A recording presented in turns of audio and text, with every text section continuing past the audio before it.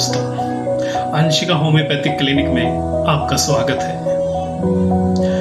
दोस्तों, रोजमर्रा की भागदौड़ वाली तनावपूर्ण जिंदगी से आजकल हर कोई परेशान है। छोटे बच्चे से लेकर वयस्क और बुजुर्ग तक सब अपने अपने हिस्से के तनाव की पोटली सर पर लेकर घूम रहे हैं। दोस्तों, स्टूडेंट्स की बात करें तो उनके ऊपर पढ़ाई का जोर, पढ़ लिख लिए तो उसके बाद अपने आप को सेटल करने की जिम्मेदारियां, और सेटल हो गए तो दोस्तों पारिवारिक और सामाजिक ताने बानों का बोझ सर पे आने पर नाना प्रकार की बीमारियों का जन्म होता है, जिनमें कि कुछ शारीरिक होती हैं, कुछ मानसिक। ऐसी ही बीमारियों में एक मानसिक बीमारी है जिसको माइग्रेन कहते हैं। दोस्तों, आज हम इसी माइग्रेन पर चर्चा करेंगे और इसके होम्योपैथिक औषधि के बारे में जानेंगे। दोस्तों, सबसे पहले हम जानते हैं कि माइग्रेन होता क्या है। तो दोस्तों, migraine is a common neurological disease, एक न्यूरोलॉजिकल डिजीज है ये, that causes A variety of symptoms, जो नाना प्रकार के लक्षण दिखाती है। और उन नाना प्रकार के लक्षण में से एक है थ्रोबिंग पल्सेटिंग पेन, बहुत ही तीव्र पेन जो कि बिल्कुल एकदम इंसान को पागल सा कर दे। यह दर्द, यह हेडेक आपको लेफ्ट साइड भी हो सकता है और राइट साइड भी हो सकता है। तो usually one sided headache is occurring migraine. It may was from physical activities, mental stress, lights, sounds, or strong smells.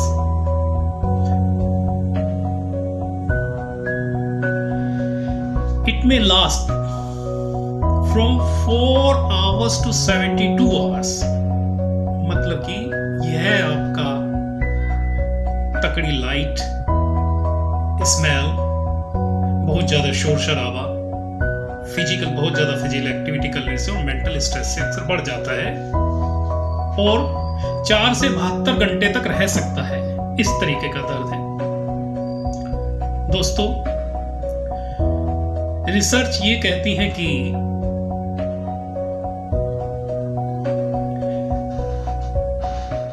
यह migraine 6th most disabling disease है दुनिया की।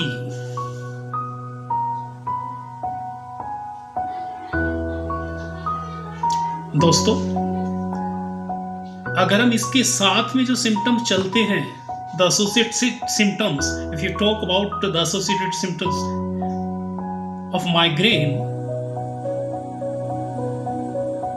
Then it may be nausea, disturbances in vision, ringing in ear,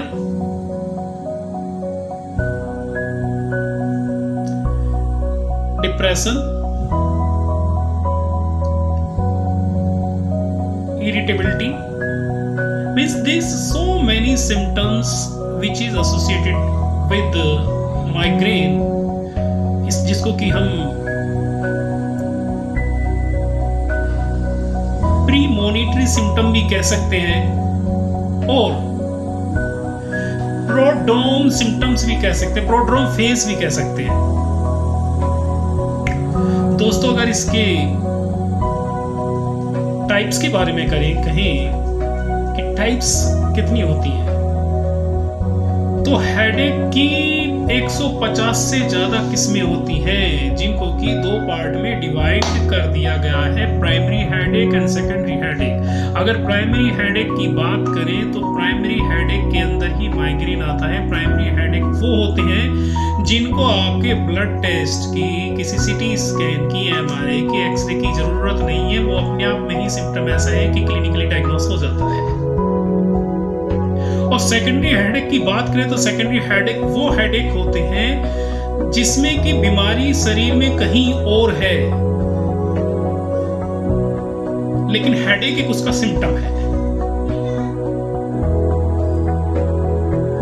वह बीमारी आपकी आंख में भी हो सकती है, वह बीमारी आपकी साइनोसाइटिस के कारण भी हो सकती है, वह बीमारी आपके किसी ट्यूमर की वजह से भी हो सकती है, वह बीमारी आपकी सर्वाइकल स्पॉन्डिलाइटिस की वजह से भी हो सकती है, वह बीमारी बॉडी के किसी और पार्ट में किसी ऑर्गन्स के अफेक्टेड होने के कारण भी यह हेडेक दिखाई दे सकता है। That is called secondary headache.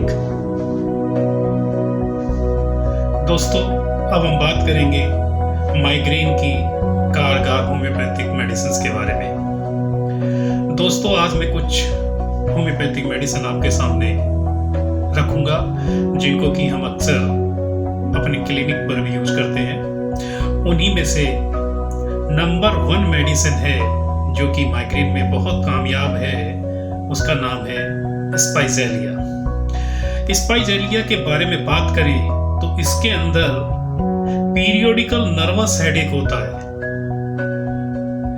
और यह शुरू होता है बेस ऑफ ब्रेन, गर्दन के ऊपरी और सर के निचले हिस्से से, जो कि ऊपर चलता हुआ, सर के ऊपर से जाता हुआ उल्टी आंख में जाकर अपनी जगह बना लेता है। और अगर बात करें कि इसका कैरेक्टर कैसा होता है तो ये बहुत ही पल्सेटिंग, वायलेंट एंड थ्रोबिंग होता है। पल्सेटिंग मतलब एक स्पंदन करने वाला, जैसे एक बीट चलती है, जैसे हमारा दिल धड़का धप धप धप, इस तरीके का दर्द होगा। और ये जो दर्द होता है, हेडेक होता है, वो सूरज के निकलने पर ही शुरू हो जाता है। जैसे ही हम सुबह उठते हैं और सूरज निकलता है, दर्द बढ़ना शुरू हो जाएगा। और दोपहर के वक्त ये बहुत ही ज्यादा हो जाता है और शाम ढलते ढलते जैसे जैसे सनसेट होता है उसी तरीके से सर दर्द भी कम होना शुरू हो जाता है। थोड़ी सी भी हलचल, थोड़े सी भी चलने फिरने से, मूवमेंट से स्पाइजेलिया का दर्द बढ़ता हुआ देखा गया है।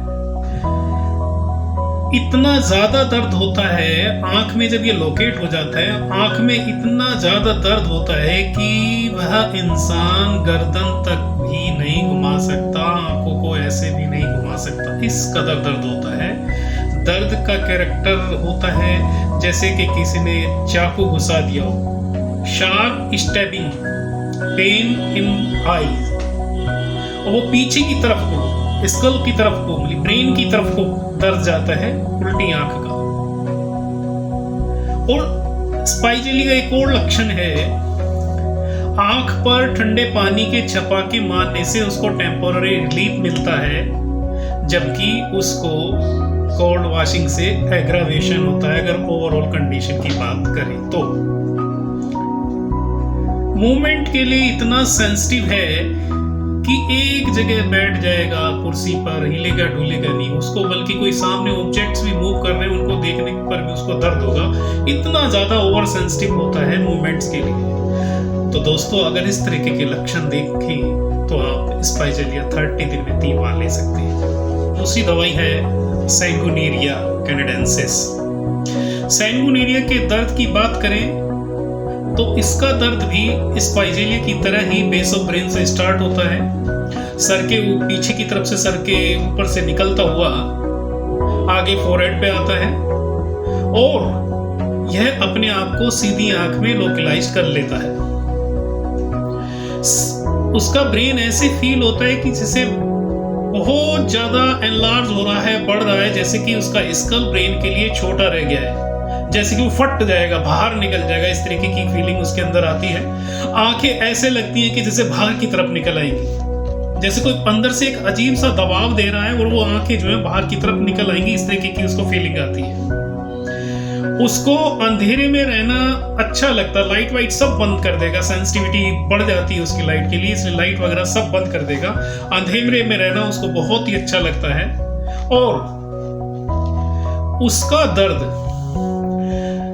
अगर गैस जैसे फ्लैटुलेंस होते हैं या तो डकार के रूप में डकार आए या फिर नीचे की तरफ से पास हो तो उसका हेडेक भी कम हो जाता है। अच्छी नींद मिले सो जाने पर उसके दर्द में काफी आराम मिलता है। ये कुछ इसके लक्षण हैं। पीरियोडिकल हेडेक होता है जो कि मेनोपॉज के आसपास, जब मेनोपॉज के आसपास जाते हैं तो हर 7वें दिन जो है देखने को मिलता है। ऐसी कंडीशन आए तो सैंगुइनेरिया 30 दिन में 3 बार ली जा सकती है। दोस्तों, हमारी तीसरी औषध है कोफिया क्रूडा। कोफिया क्रूडा की बात करें तो इसका दर्द सडन इमोशन, अचानक भावुकता या खुशी वाले जो सरप्राइजेस होते हैं उनके बैड इफेक्ट पड़ते हैं इस पेशेंट पे। वो अजीब व गरीब तरह का कैरेक्टर होता है। खुशी की बात होगी तो भी रो पड़ेगा। ओवर मेंटल एक्सेशन, बहुत ज्यादा दिमाग यूज करने से इसको वन साइडेड हेडेक होता है, जो कि ऐसा लगता है जैसे किसी ने कील घुसा दी है। यहां से टेम्पोरल रीजन से इधर से कील घुसा दी और दूसरी तरफ से निकल जाएगी, इस तरीके की उसको फीलिंग आती है। ऐसा लगता है कि जैसा उसका सिर फट जाएगा, टुकड़ों टुकड़ों में बिखर जाएगा, means as if it will torn और डस्ट। बहुत ही भयंकर पेन होता है जो बिल्कुल असहनीय होता है। खुले में जाता है, अगर मान लो ओपन एयर में जाए कोफिया का पेशेंट तो उसको बहुत आराम मिलता है। He feels much better। और जहां तक दूसरे सिम्टम्स की बात करें, उसके सारे सेंसेस, ऑल सेंसेस बहुत ही ज्यादा ओवर सेंसिटिव होता है उनके लिए। चाहे वो आपका टेस्ट की बात करें, चाहे आपकी सुनने की क्षमता की बात करें, सूंघने की क्षमता की बात करें, स्पर्श की बात करें, हर सेंस उसका बहुत एक्यूट होता है। आइडियाज लगाता रहते रहे तो कुछ ना कुछ चलता रहता, दिमाग में उदय ढूंढ उसके में चलती रहती, कुछ ना कुछ सोचता रहेगा, जिसके कारण उसको नींद तक भी नहीं आती। अगर ऐसे लक्षण मिलते हैं दोस्तों तो आप कोफिया क्रूडा 30 दिन में 3 बार ले सकते हैं, आपको बहुत आराम मिलेगा। दोस्तों, हमारी चौथी दवाई है नक्स वोमिका। नक्स वोमिका कह सकते हैं कि आजकल के जो दौर चल रहा, आजकल के जो बच्चे हैं, लड़के हैं, जो यूथ हैं, जो आजकल की लाइफस्टाइल है, रात रात को जागना, अल्कोहल का सेवन, सिगरेट, तंबाकू, ये सब सेडेंटरी लाइफस्टाइल, उल्टे सीधे खाने, रिच फूड्स खाना, दवाइयों का उल्टा सीधा सेवन, अगर इस तरीके की एक्टिविटीज हैं, उन लोगों में जो हेडेक होता है वहां पर नक्स वोमिका बहुत ही कामयाब है। अगर नक्स वोमिका की बात करें, नक्स वोमिका भी बहुत ही ज्यादा ओवर सेंसिटिव होता है एक्सटर्नल इंप्रेशंस के लिए,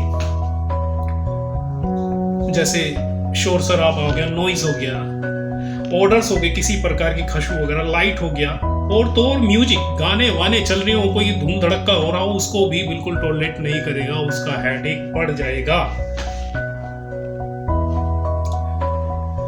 इसके अंदर भी फीलिंग ऐसी ही होती है कि जैसे कि किसी ने एक कील जो है एक तरफ से पैराइटल रीजन में घुसाई है और दूसरी तरफ से निकल रही है, as if a nail has been driven through parietal bone, temporal bone into the brain. दोस्तों, अगर इस तरीके के लक्षण मिले तो आप आंख मूंद कर नक्स वोमिका लीजिए, बहुत ही वंडरफुल रिजल्ट देगी।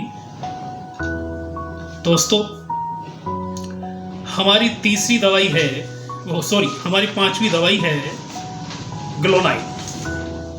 अगर ग्लोनाइन की बात करें तो दोस्तों, इसका दर्द जो होता है ऐसा होता है कि जैसे हेड जो है बहुत ही बड़ा हो गया है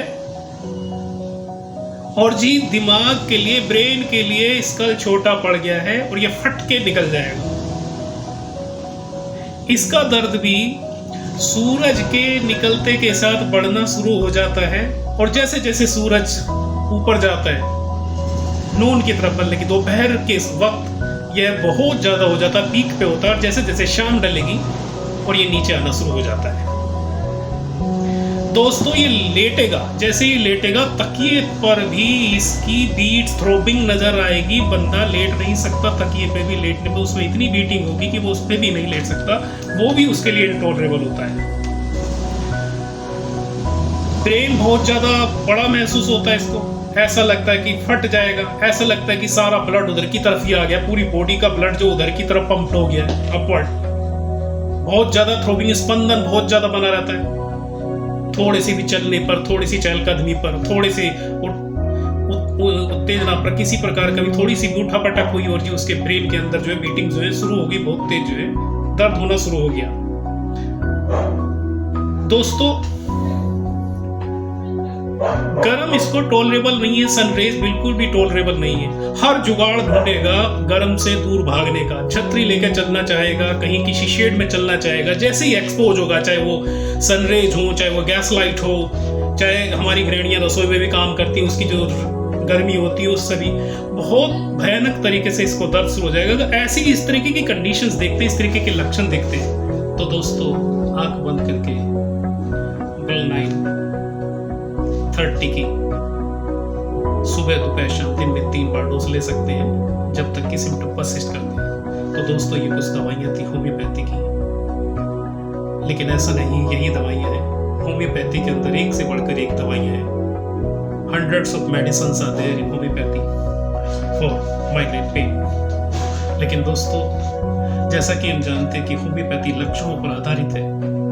जब तक मेडिसिन के लक्षण पेशेंट के लक्षण से नहीं मिल जाते पूरी तरीके से, जो कि पॉसिबल है केस टेकिंग लेने पर और एक अच्छे होम्योपैथ को दिखाकर इलाज लेने पर।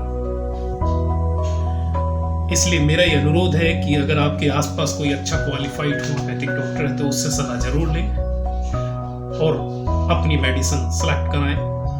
बड़ा ही जादुई रिस्पॉन्स मिलेगा, ये मैं आपको आश्वस्त करता हूं।